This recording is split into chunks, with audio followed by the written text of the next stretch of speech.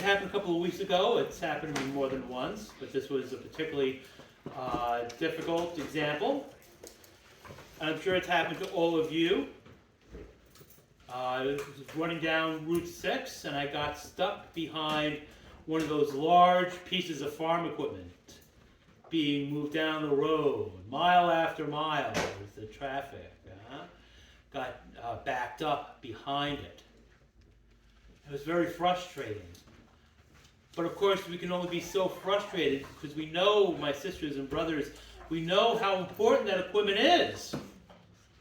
Without it, we'd be like the landowner in the parable, having trouble to finding enough manpower to get the harvest in. And what a nice problem to have, isn't it? To have a harvest so great that we can't find enough people to do the work. So we have to keep going out throughout the day looking for enough hands to do the work. So all this equipment, although sometimes for us drivers, especially those of us who are not farmers, it's inconvenient and frustrating. And then when we hear this, and we know how labor-intensive farm work can be in the first place, and how much more without the machines that we see, and so it sounds in our ears unjust, peculiarly unjust, what the landowner does here, When the first came, they thought they would receive more, but each of them also got the usual wage. We think about this as injustice because, of course, we're thinking as human beings do, and not as God does. Because, of course, God's thoughts are not our thoughts.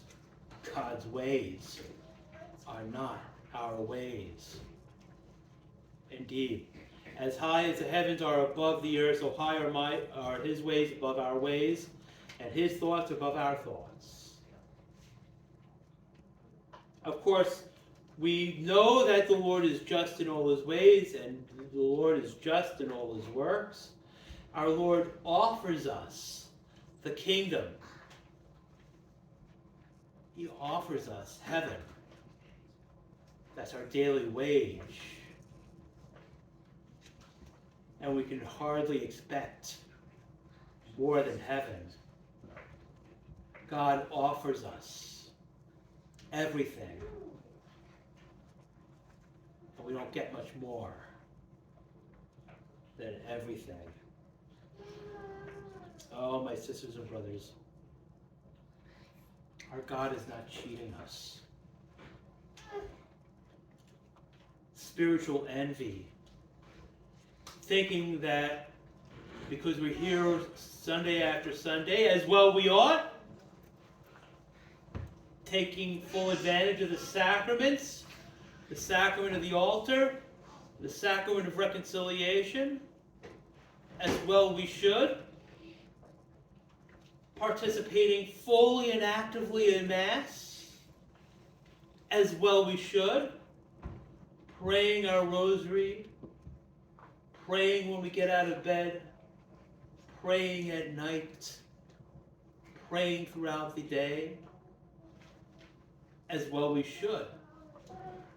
But somehow we become more entitled to heaven than anyone else. But more than that, sisters and brothers, that just doing that, as important as it is, and certainly it is important, just doing that can make us deaf to the reality that perhaps we're not doing our parts. We're not listening to our Lord come to us and ask, why do you stand here idle all day? Listen to Him asking us, offering us, commanding us to to get to work. Because, of course, our Lord does not just promise us heaven at the end of our earthly lives, but he offers us the opportunity to participate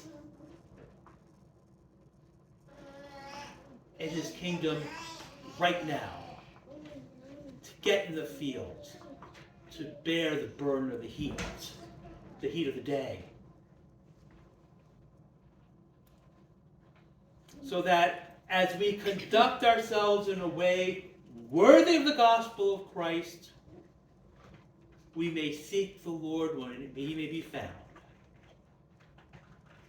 Thus, the last will be first, and the first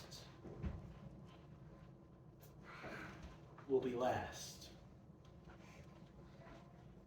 Praise be Jesus Christ, now and forever.